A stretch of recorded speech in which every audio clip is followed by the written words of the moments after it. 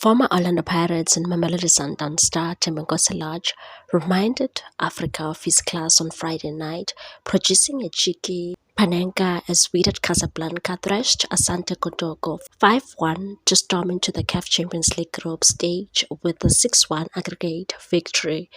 The 32-year-old, who has been enjoying a rich vein of form since joining the Moroccan Giants, was among the standout performers as Wydad dismantled their Ghanaian visitors in Casablanca, having secured a 1-0 away in the first leg. Wydad returned home brimming with confidence, and Lorch ensured that the night belonged to them. His audacious penalty, calmly chipped down the middle, made it 3-0 and left Kotoko's goalkeeper rooted to the spot. Much to the delight of the home fans, the goal capped a commanding performance from the former PSL Player of the Season, who has now scored 3 goals in 6 appearances across all competitions this season.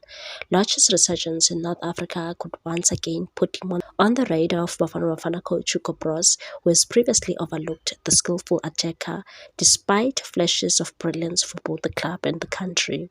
With just 2 months to go before the 2025 Africa Cup of Nations kick-off, the window of opportunity for Lorch to force his way into Broos's plans is narrowing. But performances like this might just make the Belgian take notice. Broos is expected to announce his AFCON squad in early December, and if Lorch maintains his current form, it will be difficult for the national selectors to ignore the creative spark and experience he brings.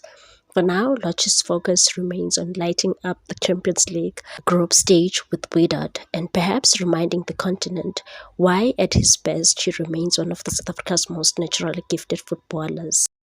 Please like, comment, share and subscribe for more sports news.